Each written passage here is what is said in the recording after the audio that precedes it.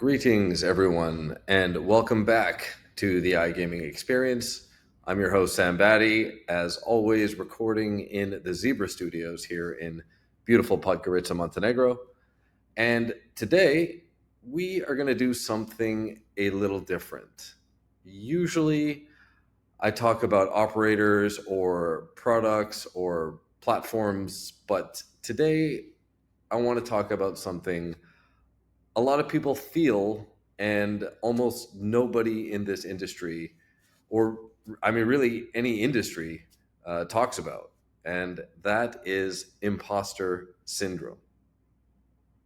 If you're new to iGaming, or even if you've been here for years, this is going to be relevant to you, so keep listening. Well, let's start simple.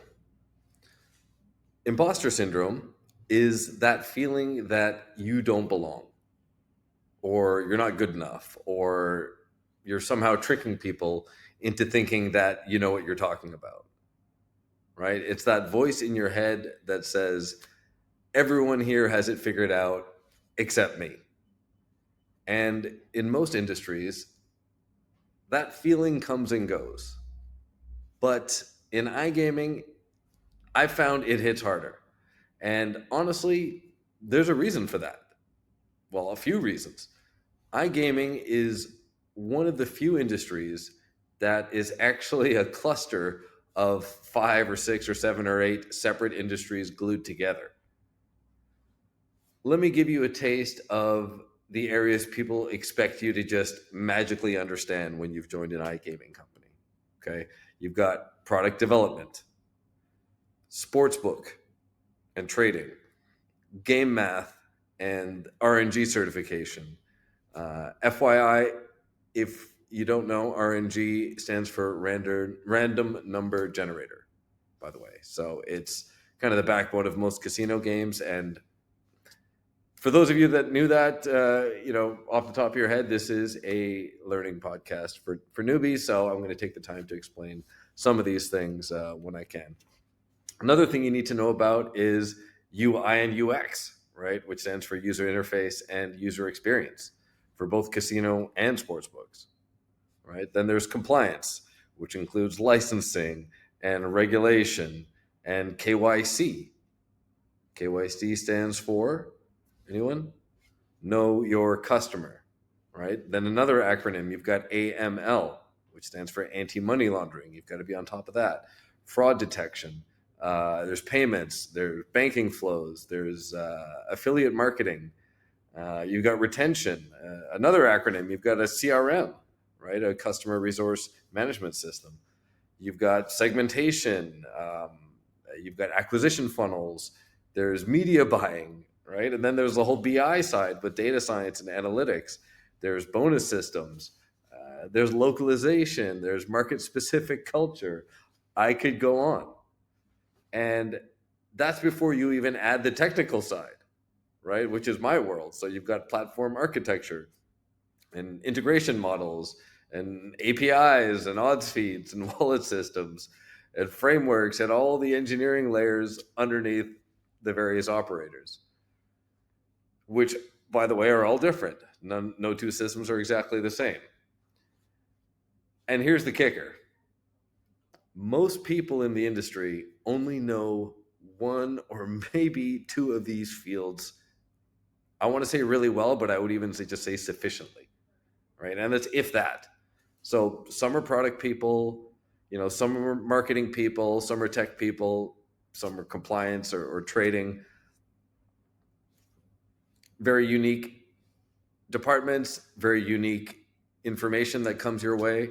And you'll see as I go through this that it's really unreasonable to ask everyone to be on the same page and be able to speak exactly the same language all the time.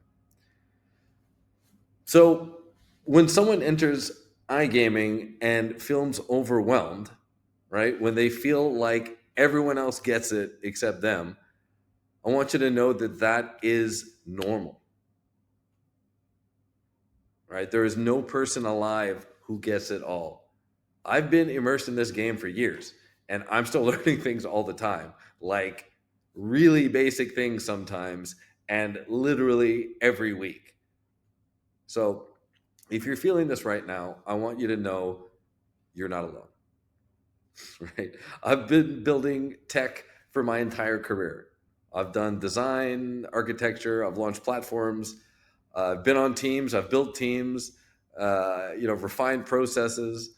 I've been on the operator side, I've been on the supplier side, and I still walk into certain rooms and I'll think, like, okay, I know enough to have this conversation, but I definitely don't know everything going on under the hood here. And I'll be listening and hoping to learn something. Now, I've been lucky enough to be in like a lot of meetings with some real heavy hitters in this industry. And these are the most experienced people. Like, most of them have probably forgot more about iGaming than I've ever learned. But even those people don't know it all.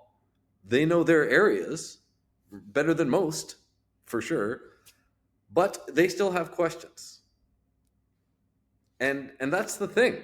That's exactly how this industry works. Most people just know their piece, if even that. Nobody knows the whole world of iGaming. Even the top people at the biggest companies are experts in specific lanes. So when you're just breaking into iGaming, or again, any industry, a lot of this will cross over to several other industries. This is a key point here. Do your best to learn on the fly by asking the right questions and leaning into your strengths. Right? Those two together are actually a pretty deadly combination. So let's break it down a little bit. What are the right questions to ask? Well, in the next episode, I'll be diving into how to get the most out of meetings, and you'll get the answer there. I'll touch on it a little bit more in this podcast, so I'm not going to fully leave you hanging, but I'm not going to go into depth here. Now, there are a few reasons why this industry in particular amplifies the imposter syndrome feeling. All right, so I'll give you a few. Number one, it moves insanely fast. Right? In iGaming, you've got new markets popping up all the time. There's new providers, new regulations, new technology, new acquisition channels, right? You blink and there's a new trend. Try hitting up one of these summits and seeing what everyone's talking about. And I would say, it used to be AI, it used to be crypto, it was hyper personalization, and things just move really, really, really fast. Right now, we're talking about prediction markets as of November 2025. So let's see what we're talking about in 3 or 4 months from now. All right, point number two on what amplifies the imposter syndrome in iGaming is the jargon.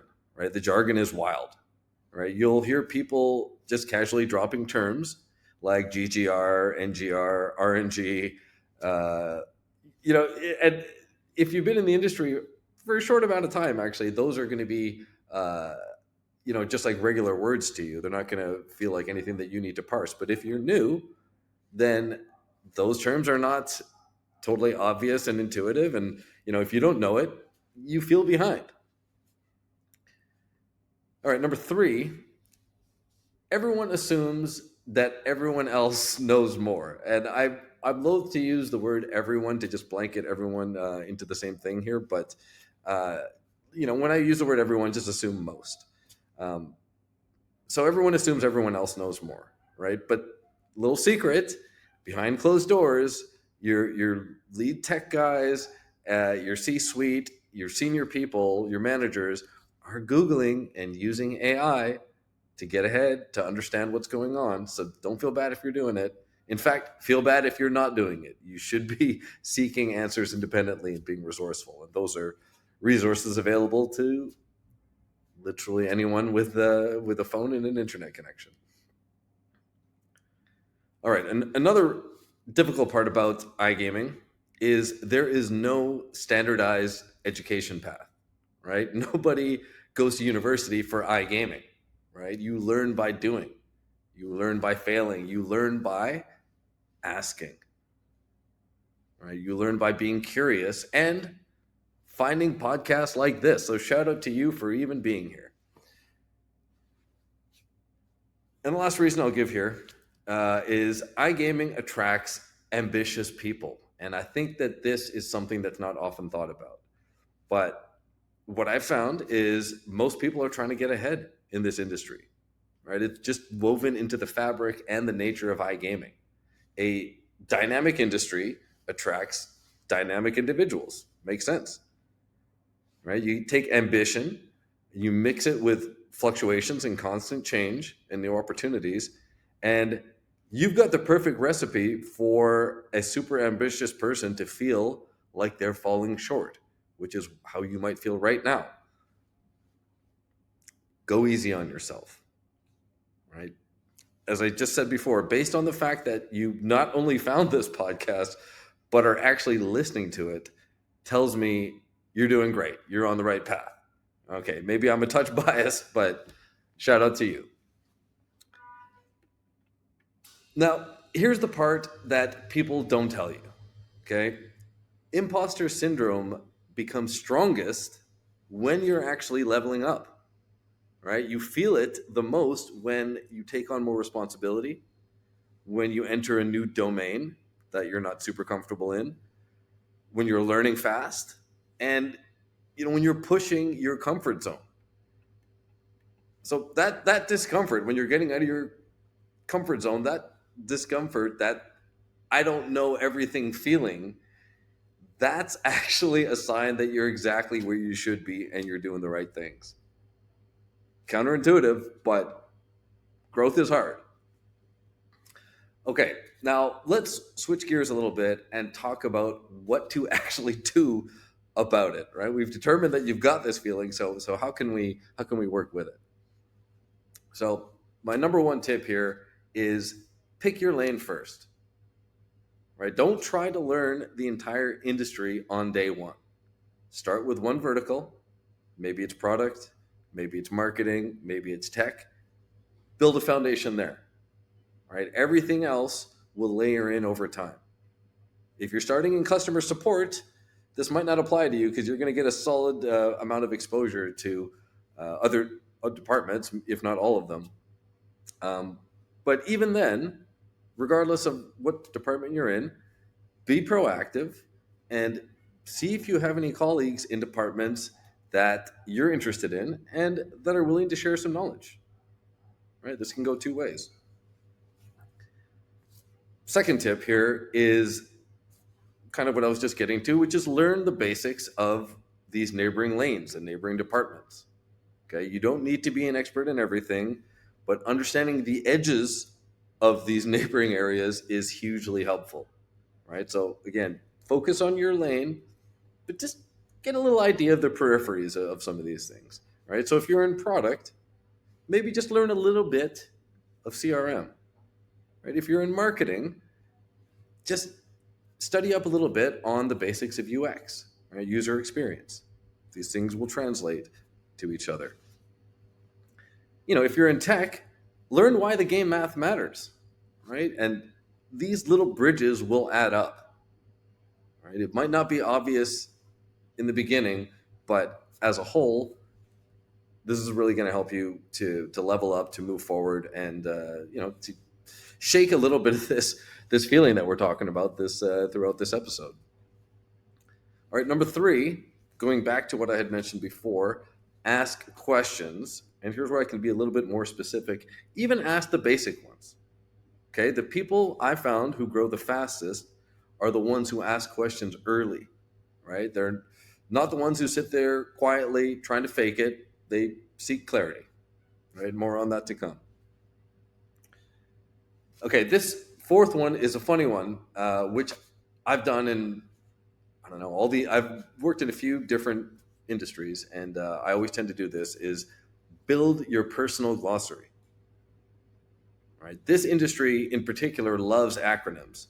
So keep a running list, right? The moment something confuses you, just write it down and look it up, and then add that to your glossary. And over time, that becomes your cheat sheet.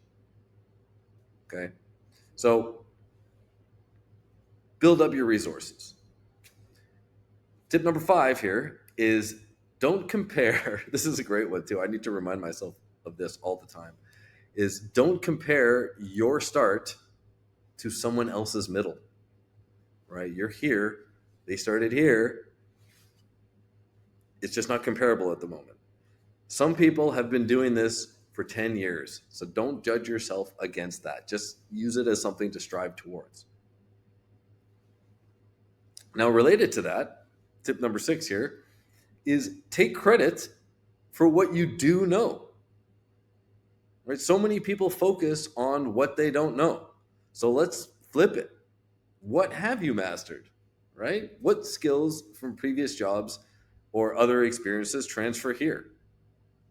You may think nothing, but there's always something. There's always something. Number 7, and for me, this is one of the biggest things that's helped me in my entire career, not just in iGaming, is surrounding yourself with people who explain things without ego.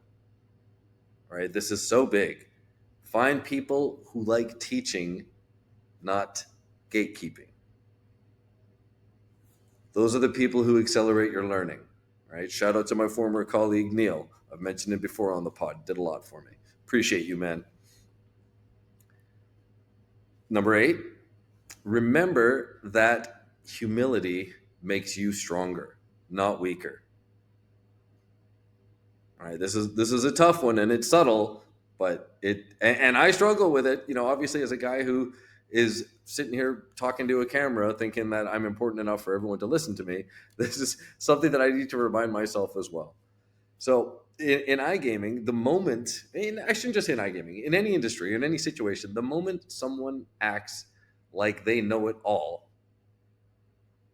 that's the person personally that I start to quietly avoid. Right? The people who grow the most are the ones willing to say, teach me.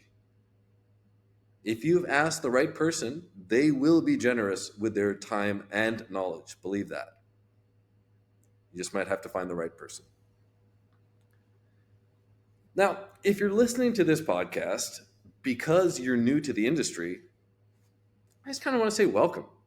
Like, seriously, this is one of the most fun, challenging, chaotic, global, fast-moving industries in the world. It is wild.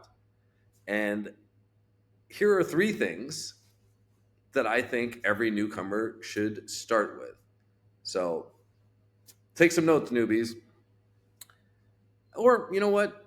I shouldn't say newbies. Just take some notes, because and this is valuable. I wrote this all down myself before I spoke, before I'm recording this to you. So maybe you could write it down too.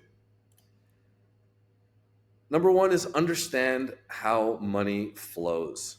Right? This is going to really, really help you in iGaming. If you just take some time to wrap your head around where bets come from, how revenue is calculated, how bonuses affect margin, and how providers earn.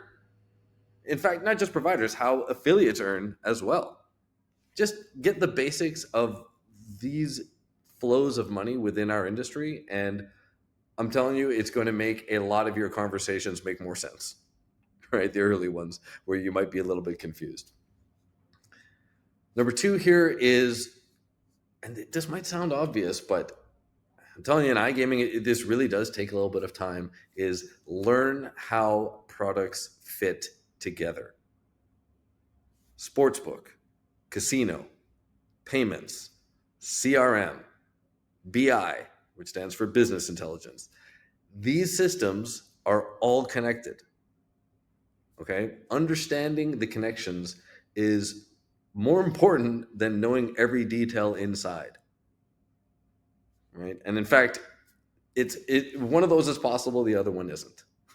Right? You could wrap your head around the basics, but you're not going to know all the details. So let's just get a clear understanding of the connections. Draw it out if you have to.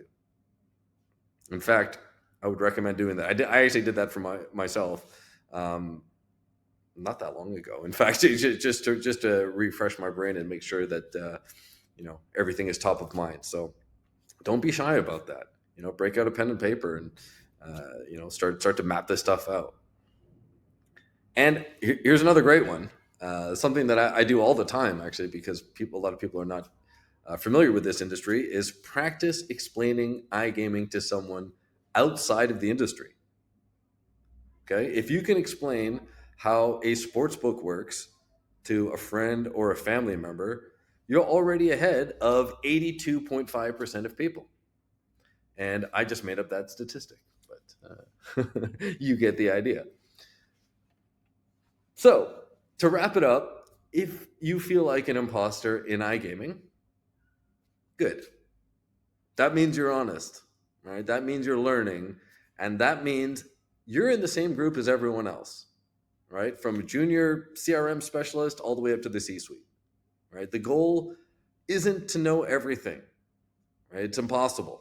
The goal is to stay curious, stay humble, and most importantly, keep leveling up, keep shaking that comfort zone and expand your horizons. I know it sounds super cheesy, but this is what's brought me success in the past, and so I'm sharing it with you. So that'll do it for this episode. Thanks for listening to the iGaming Experience. I'm Sam Bhatti, and I'll see you in the next episode. And P.S., the listenership has gone up a decent amount in the last couple of weeks. So hi to all the new listeners. And I guess, if you're already here, I don't really need to tell you this, but if you're sharing it to anyone, this is on YouTube and Spotify, Apple Podcasts, a few other ones. It seems like 80% of you come from Apple Podcasts anyways, but just know those are out there if you've got a friend or someone new to the industry that would benefit from this. That maybe is not an Apple person. All right, thanks for joining me on this episode. That will do it, and I will catch you in the next one. Cheers.